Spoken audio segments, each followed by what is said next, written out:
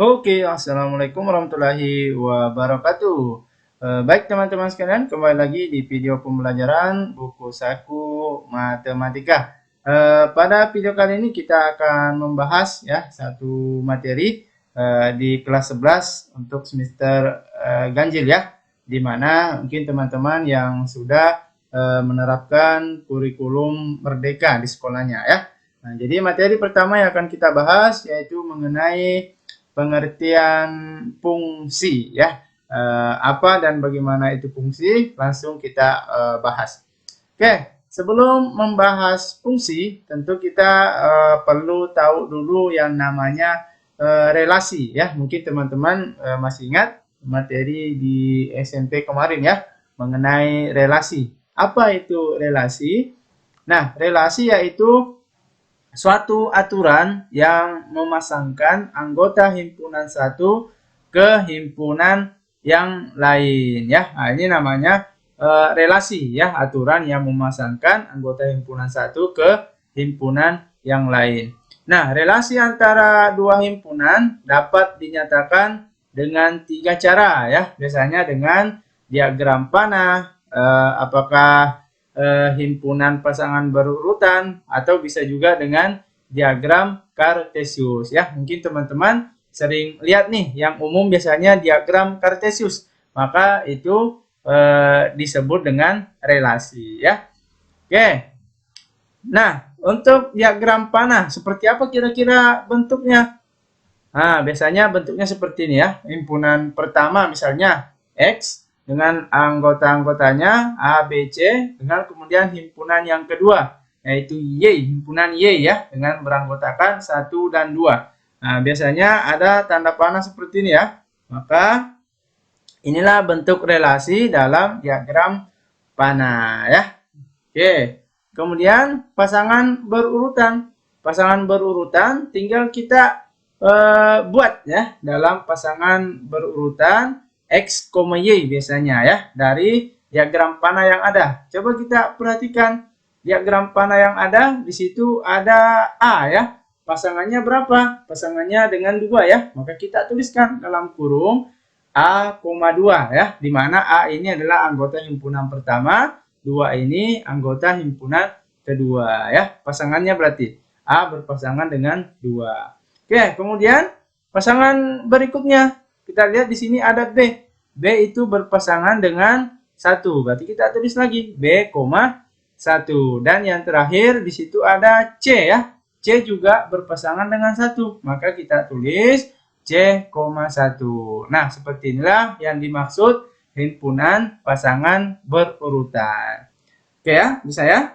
Oke, kemudian yang ketiga, diagram kartesius. Nah, ini teman-teman tentu sudah tahu semua ya. Bentuknya biasanya seperti ini, ada sumbu X dan ada sumbu Y. Nah, sekarang kita masukkan dulu nih anggota himpunan pertama, yaitu A, B, C. Berarti dia di sumbu X ya. Nah, anggaplah seperti ini. Kemudian anggota himpunan kedua, yaitu himpunan Y dengan anggotanya 1, 2. Berarti dia di sumbu Y. 1, 2. Oke, kemudian kita akan pasangkan ya sesuai dengan diagram panah dan pasangan berurutan yang ada tadi. Nah, langsung saja ke pasangan berurutan ya. Tadi kita sudah analisis bahwa pasangan yang pertama yaitu A dan 2. Berarti kita lihat di sini di sumbu X A berpasangan dengan 2 ya. Jadi kita tarik garis begini. Nah, itulah pasangan yang pertama. Kemudian apalagi B berpasangan dengan 1. Berarti bentuknya seperti ini kira-kira ya. Kemudian yang ketiga, C berpasangan dengan 1 juga, maka bentuknya juga kurang lebih seperti ini ya. Nah, itulah diagram kartesius. Nah, sehingga tiga bentuk ini, diagram panah, pasangan berurutan, dan diagram kartesius, itulah yang disebut dengan relasi. Oke ya, sudah ya? Oke, jadi teman-teman harus paham dulu nih, apa itu relasi, baru bisa masuk ke fungsi. Oke, nah relasi sudah nih kita bahas. Berarti tinggal kita bahas fungsi. Apa itu fungsi? Fungsi yaitu suatu relasi yang menghubungkan satu anggota dari suatu himpunan tepat ke satu anggota himpunan yang lain ya. Jadi hampir sama ya. Jadi fungsi itu adalah relasi, tapi untuk fungsi sendiri itu lebih spesifik ya. Di sini ada syaratnya, yaitu tadi satu anggota dari satu himpunan tepat ke satu anggota himpunan yang lain. Jadi pasangannya itu ada aturannya, tidak sembarangan ya. Maka itulah yang dikatakan dengan fungsi ya. Oke, itu dulu pengertiannya. Kemudian fungsi biasanya dinyatakan dalam bentuk seperti ini. Fx sama dengan y ya. Nah, ini mungkin teman-teman juga sudah tahu semua ya. Jadi ini simbol fungsi. Kemudian di mana f itu merupakan fungsinya, x merupakan variabel masukan atau input, dan y merupakan variabel keluaran atau outputnya. Nah, untuk lebih jelas biasanya fungsi itu digambarkan sebagai mesin ya. Nah, kurang lebih seperti ini kira-kira. Ada masukannya sebagai variabel x-nya, ada fungsi f-nya, dan ada keluarannya ya atau outputnya yaitu fx. Contohnya bagaimana dalam kehidupan sehari-hari? Banyak ya. Salah satunya nih, misalnya kita ada buah jeruk. Ya, kita masukkan ke dalam blender, menghasilkan sebuah jus jeruk. Nah, inilah yang dikatakan dengan fungsi ya. Ada jeruk tadi sebagai masukan, blendernya sebagai fungsinya, kemudian jusnya hasil blendernya tadi merupakan outputnya ya, keluarannya. Nah, ini salah satu contoh fungsi ya dalam kehidupan sehari-hari, dan masih banyak contoh-contoh yang lainnya. Ya, oke, semoga sampai di sini pengertian relasi dan fungsi sudah bisa dipahami ya, dan dibedakan maksudnya ya. Fungsi itu seperti apa, relasi itu seperti apa. Oke ya, jelas ya? Jelas. Oke, nah setelah kita tahu pengertian dari fungsi, sekarang kita akan mencari tahu yang mana sih yang merupakan fungsi dan bukan fungsi ya. Nah, karena tadi kita sudah bahas bahwa relasi dan fungsi itu sebenarnya saling berkaitan, cuma bedanya fungsi itu lebih spesifik. Jadi kalau mau diilustrasikan, hubungan antara fungsi dan relasi dapat dipahami melalui gambar berikut.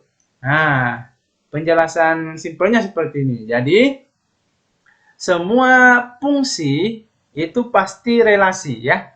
Semua fungsi pasti relasi. Tapi tidak semua relasi merupakan fungsi. Ya, karena fungsi tadi apa? Betul, ada syaratnya ya, ada syarat-syaratnya. Oh, maksudnya gimana nih? Nah, biar lebih jelas, coba perhatikan diagram panah berikut. Nah, kita pakai diagram panah ya. Nah, ada diagram yang pertama, yang kedua, dan yang ketiga. Nah, kita coba menganalisis dari ketiga diagram panah yang ada, yang manakah yang merupakan relasi dan fungsi, dan yang manakah yang merupakan relasi tapi bukan fungsi. Oke ya? Nah, kembali lagi kita ingatkan dulu tadi, pengertian fungsi apa tadi? Fungsi yaitu suatu relasi yang menghubungkan satu anggota dari suatu himpunan tepat ke satu anggota himpunan yang lain. Sehingga untuk diagram yang pertama nih, ada himpunan pertama sebagai X, di mana anggotanya yaitu A, B, C, dan himpunan kedua yaitu Y dengan anggotanya 1, 2, 3. Nah, semua sudah ada pasangannya tuh. Nah, apakah ini termasuk fungsi? Nah, dari pengertian yang ada, kita lihat dulu. Nah, tadi di sini keterangannya menghubungkan satu anggota dari suatu himpunan tepat ke satu anggota himpunan yang lain. Sehingga diagram pertama tadi merupakan relasi dan juga sebagai fungsi. Kenapa? Karena setiap anggota himpunan X, himpunan yang pertama ya, memiliki tepat satu pasangan pada anggota himpunan Y ya. Berarti sesuai dengan definisi fungsi yang ada. Sehingga kita katakan diagram yang pertama ini dia sebagai relasi dan juga sebagai fungsi ya. Oke ya.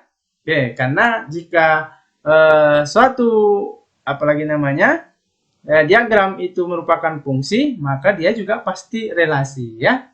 Nah, tapi tidak semua relasi itu fungsi. Oke, yang kedua. Sekarang yang kedua. Nah, coba kita analisis dulu. Ada himpunan pertama sebagai X, di mana anggotanya A, B, C. Dan himpunan yang kedua, anggotanya 1 dan 2. Dari gambar yang ada, apakah diagram panah yang kedua ini termasuk fungsi atau bukan? Dia relasi, tapi bukan fungsi ya. Kenapa kira-kira? Betul sekali ya. Karena di diagram panah yang kedua ini ada satu anggota himpunan X atau himpunan pertama yang tidak memiliki pasangan ya. Nah, sehingga diagram panah yang kedua ini dia termasuk relasi karena ada hubungan ya antara himpunan 1 dan himpunan 2, tapi tidak memenuhi syarat sebagai fungsi, yaitu semua anggota himpunan pertama harus memiliki pasangan ya. Nah, di sini ada anggota himpunan X yaitu C, tidak ada pasangannya, sehingga ini dikatakan bukan suatu fungsi. Bisa ya? Bisa. Kemudian yang ketiga. Yang ketiga ini. Nah, gimana kira-kira? Yang ketiga, apakah dia termasuk fungsi atau bukan? Ya? Bukan ya. Jadi dia tetap relasi tapi dia bukan fungsi. Loh, kok bisa? Padahal kan semua anggota himpunannya memiliki pasangan. Iya, punya pasangan, tapi dia tidak sesuai dengan syarat yang ada. Tepat satu. Nah, kita lihat di sini. Di sini ada satu anggota himpunan X yang memiliki lebih dari satu pasangan pada himpunan Y. Kita lihat di sini B. Pasangannya ada dua nih, 1 dan 2 ya, sehingga ini tidak memenuhi syarat untuk dikatakan suatu fungsi. Oke ya, jelas ya. Nah, untuk lebih simpelnya seperti ini deh.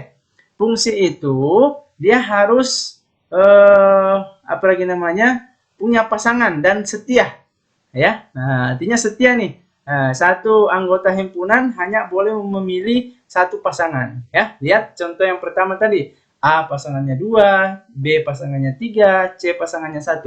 Artinya harus setia ya. Dan jika sudah ada pasangannya itu harus setia. Kemudian yang kedua apa nih? Nah, tidak boleh jomblo ya.